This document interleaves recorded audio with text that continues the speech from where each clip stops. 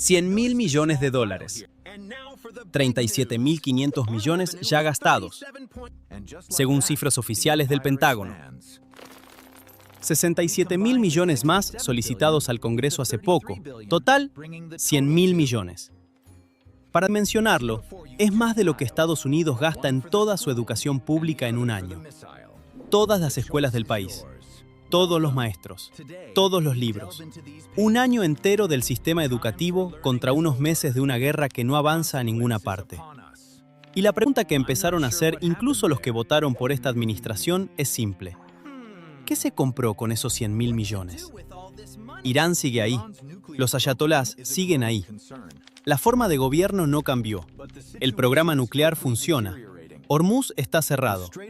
Las condiciones de Teherán son las mismas del primer día. Eso sí, la gasolina, que iba a costar $1.90 al galón, cuesta 4,10. En California, 5,50. Y no es solo el combustible, la comida, el alquiler, la hipoteca, los créditos. La Reserva Federal no baja las tasas. Cambió el titular de la Reserva, pero la política es la misma. 7 de cada 10 estadounidenses le dicen a las encuestas que la guerra no valió la pena. No los demócratas, los estadounidenses en general, incluidos los que usaban la gorra roja. El presidente de la Cámara de Representantes, un hombre al que apodan MAGA Mike, le pide públicamente al presidente que termine la guerra. No la oposición, su propia mano derecha en el Congreso. 10 promesas. Cada una sonaba convincente. Cada una se convirtió en su contrario. Empecemos por la más importante. Primera promesa. No meter a Estados Unidos en nuevas guerras. Fue el eje de la campaña. La diferencia declarada con la administración anterior. Yo soy el presidente de la paz, repetía. Voy a terminar guerras, no a empezarlas.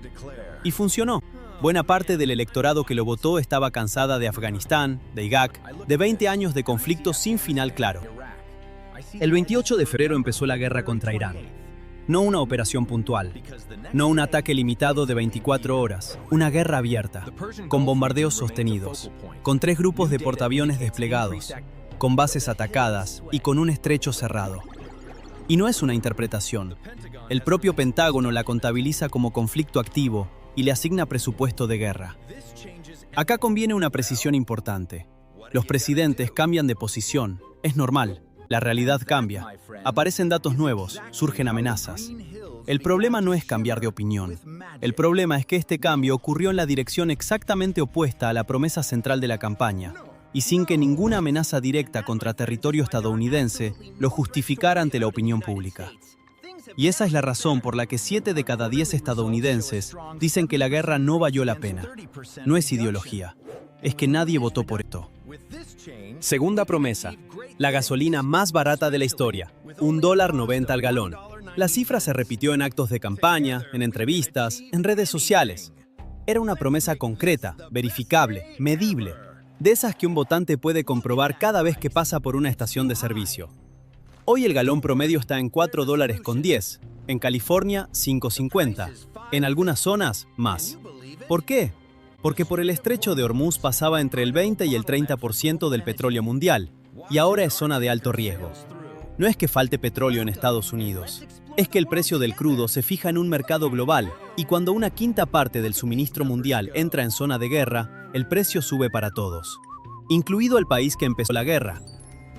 Es una de esas ironías que la economía produce sin que nadie las planee. La potencia que inició el conflicto para asegurar el flujo de energía terminó pagando la energía más cara de la última década. Y acá está el punto político. La gasolina es el precio más visible de una economía. Está escrito en letras gigantes en cada esquina. No hace falta leer un informe del Banco Central para saber que subió. Lo ves manejando al trabajo. Un votante puede no entender la geopolítica del Golfo Pérsico. Puede no saber dónde queda Hormuz, pero sabe exactamente cuánto le costaba llenar el tanque antes y cuánto le cuesta ahora. Y sabe quién prometió que iba a costar menos. Tercera promesa. América primero. El eslogan que definió al movimiento. La idea de que los recursos estadounidenses deben gastarse en Estados Unidos, no en aventuras extranjeras. Que las guerras de otros no son problema de Washington. Que el dinero de los contribuyentes se queda en casa. 100.000 millones de dólares en una guerra a 10.000 kilómetros de distancia. Y la comparación duele más, cuando se pone al lado de otras cifras. 100.000 millones es más de lo que el gobierno federal gasta en educación pública en un año. Es varias veces el presupuesto anual de infraestructura de carreteras. Es una fracción enorme de lo que cuesta mantener los programas de salud pública. Cada dólar gastado en un misil disparado sobre territorio iraní es un dólar que no se gastó en una escuela, en un hospital, en una ruta. Eso no es una opinión política, es aritmética presupuestaria. Y para un movimiento que construyó su identidad sobre la idea de que Washington gasta demasiado afuera y demasiado poco adentro, es una contradicción difícil de explicar en una campaña electoral. Cuarta promesa: ser el presidente de la paz. Esta merece atención porque la comparación es incómoda. Durante la campaña, la crítica principal a la administración anterior fue que involucró a Estados Unidos en conflictos ajenos, que financió guerras, que arrastró al país a compromisos innecesarios. La promesa fue lo contrario: diplomacia, acuerdos, retirada. Hoy Estados Unidos está en una guerra directa. No a través de terceros, no financiando a un aliado, directa. Aviones estadounidenses, misiles estadounidenses, bases estadounidenses, soldados estadounidenses, contra un estado de casi 90 millones de habitantes. Es una escalada mayor que cualquier cosa que hiciera la administración anterior, que evitó el enfrentamiento directo precisamente porque conocía el costo. Y el efecto sobre el electorado propio fue medible. El apoyo a la guerra dentro del núcleo más duro del movimiento cayó 13 puntos en pocos meses. Ese dato no viene de encuestadoras opositoras, viene de mediciones internas. Cuando el núcleo más leal de un movimiento pierde 13 puntos de apoyo en un tema, no es una fluctuación, es una fractura. Quinta promesa: no tocar la reserva estratégica de petróleo. Esta es la más específica de todas y la más documentada. Durante 4 años, la crítica repetida a la administración anterior fue el uso de la reserva estratégica de petróleo para bajar los precios del combustible. Se calificó como medida desesperada, como señal de debilidad, como manipulación electoral de corto plazo que dejaba al país vulnerable.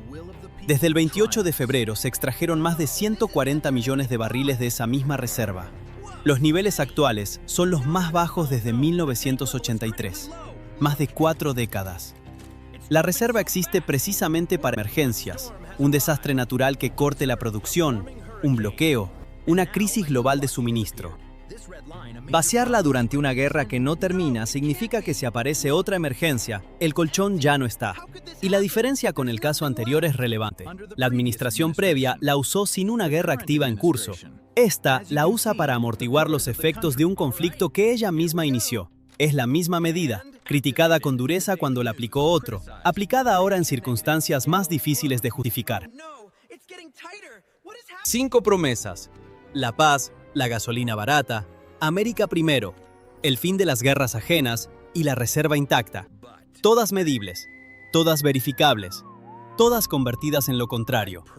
Las 5 que siguen explican por qué esto ya no se puede arreglar antes de noviembre. Sexta promesa: bajar la inflación y las tasas. El argumento económico de campaña era directo.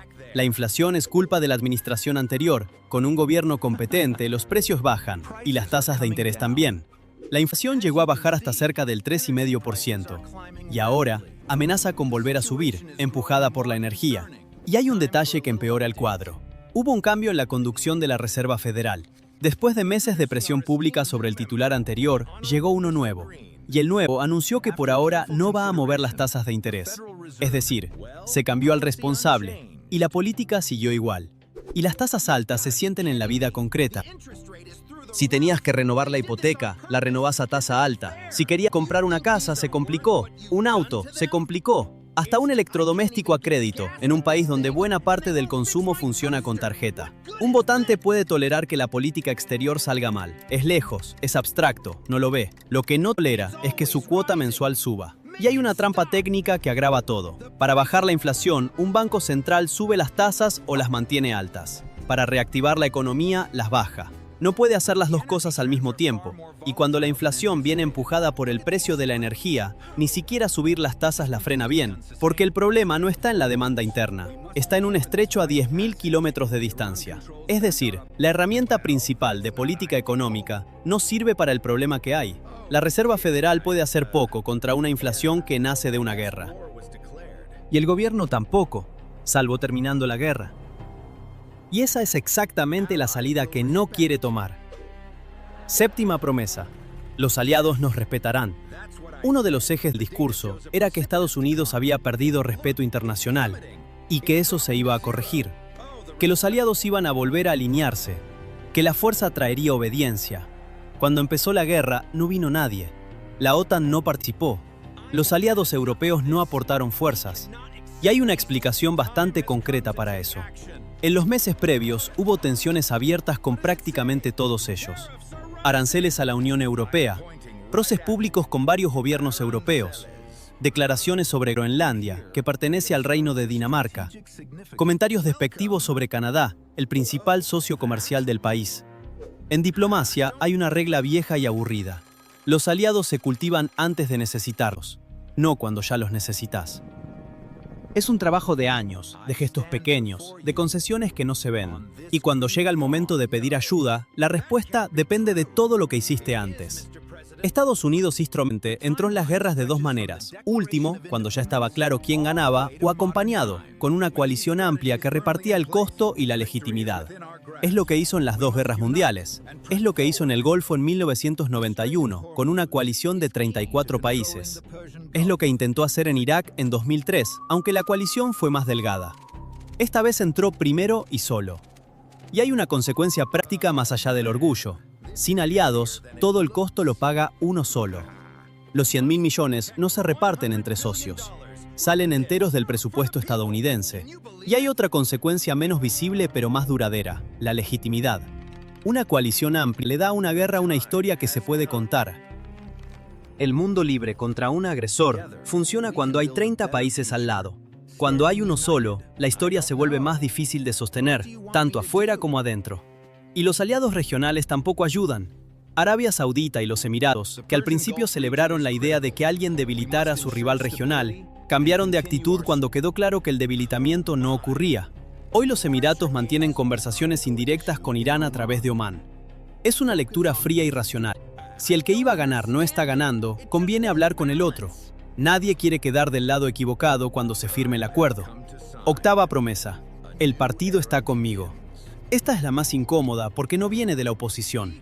El presidente de la Cámara de Representantes, el hombre al que apodan MAGA Mike, precisamente por su alineamiento con el movimiento, pidió públicamente que la guerra termine cuanto antes. El argumento que dio es tan pragmático que casi resulta cómico. Necesitamos poder presentar una agenda positiva en la campaña.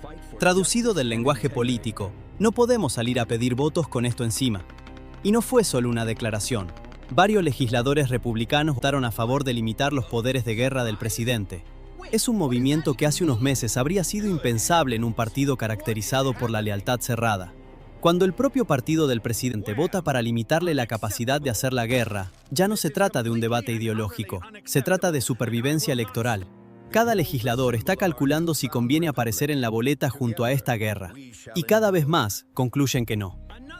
Novena promesa. El movimiento es imparable. El movimiento se construyó sobre una lealtad que resistió cosas que habrían terminado con cualquier otra carrera política. Escándalos, juicios, investigaciones, 2 procesos de destitución previos. Nada de eso movió al núcleo duro. Esto sí lo movió. Figuras que fueron pilares del espacio mediático del movimiento empezaron a criticar la guerra abiertamente. Presentadores con audiencias de millones de personas, que durante años defendieron cada decisión, ahora cuestionan esta. Medios que fueron consistentemente favorables empiezan a dar señales de distancia. Y el dato numérico ya lo mencionamos, 13 puntos de caída en el apoyo dentro del núcleo más duro. La explicación no es ideológica y por eso es más grave. Nadie en ese sector se volvió pacifista de un día para otro. Lo que pasó es que cuando cargan combustible, no les preguntan si son republicanos o demócratas. El precio es el mismo para todos. Y el mismo votante que perdonaría cualquier escándalo político, no perdona pagar $5.50 el galón después de que le prometieran $1.90. La gente vota con la billetera. Siempre lo hizo. En todos los países y en todas las épocas. Y para América Latina, la lección es familiar hasta el hartazgo. Ningún gobierno de la región cayó por su política exterior. Cayeron por la inflación. Argentina en 2001, inflación y corralito. Ecuador en el 2000, dolarización y crisis. Perú, Bolivia, Brasil en distintos momentos. El detonante siempre fue el bolsillo. Los ciudadanos toleran mucho de sus gobiernos. Toleran errores diplomáticos, escándalos, promesas incumplidas sobre temas abstractos. Lo que no toleran es no llegar a fin de mes. Y cuando eso pasa, no importa el color político, ni la ideología, ni la lealtad previa, el gobierno cae. Estados Unidos no es excepción. Nunca lo fue. 10ª promesa. Los republicanos manejan mejor la economía. Y llegamos al dato que ninguna encuestadora esperaba. Las mediciones muestran a los demócratas con ventaja de alrededor de 5 puntos de cara a las elecciones de medio término. 42% contra 37%. Pero eso no es lo más llamativo. Lo llamativo es que por primera vez en una década, los votantes prefieren a los demócratas para manejar la economía. Ese indicador es el activo histórico del Partido Republicano. Durante décadas, incluso cuando perdía elecciones, mantenía la ventaja en la percepción de competencia económica. Era su terreno, su identidad, el argumento con el que recuperaba votantes independientes. Perderlo no es un mal resultado en una encuesta, es perder el terreno propio. Y para el partido es una situación desconocida. No tiene manual para esto, porque nunca le pasó. Toda su estrategia de comunicación asume que la economía es su fortaleza. Cuando deja de serlo, hay que reconstruir el discurso desde cero. Y faltan meses para las elecciones. Empezamos con una cifra, $100.000 millones. Y una pregunta, ¿qué se compró con eso? La respuesta, después de 10 promesas, es incómoda. Irán sigue exactamente donde estaba. El gobierno no cayó. El programa nuclear avanza. Hormuz sigue cerrado, o se reabre en condiciones que fija Teherán, no Washington. La red de aliados regionales de Irán está intacta. Y Arabia Saudita y los Emiratos, socios históricos de Estados Unidos, ya negocian con Irán por canales indirectos, porque calcularon que la guerra no la gana quien ellos apoyaban. Del otro lado del balance, $100.000 millones gastados, la reserva estratégica de petróleo en el nivel más bajo desde 1983, la gasolina al triple de lo prometido, la inflación amenazando con volver, los aliados a distancia, el partido propio limitando poderes al presidente, el núcleo duro 13 puntos abajo y la ventaja económica perdida por primera vez en 10 años. 10 promesas, 10 resultados opuestos. Y hay una lección que va más allá de esta administración y de este país. Las promesas de campaña que funcionan son las medibles, un precio, una cifra, un sí o un no. Son las que ganan elecciones, porque el votante las entiende sin necesidad de explicaciones. Y son exactamente las mismas que después no se pueden esconder. Un votante puede no entender una política exterior compleja, pero sabe leer el número en el surtidor. Y ese número no se puede negociar, ni matizar, ni explicar. Está escrito en letras gigantes en cada esquina del país. Prometió $1.90, hoy dice $5.50. Todo lo demás son detalles. Y queda una última pregunta, que es la que importa de acá en adelante. ¿Se puede revertir antes de las elecciones? Terminar la guerra rápido significaría aceptar las condiciones de Teherán, y eso equivale a admitir que la guerra se perdió. Seguir significa que los precios no bajan y que cada semana suma votantes molestos. Y no hay una tercera opción que resuelva las dos cosas al mismo tiempo. Los votantes no leen informes del Pentágono. Miran el número en el surtidor cuando van a trabajar, y ese número es el resumen más honesto de esta guerra que se puede encontrar en cualquier parte del país. ¿Cuál de las 10 promesas te parece la más grave? Escribilo en los comentarios, y nosotros vamos a llenar el próximo hueco.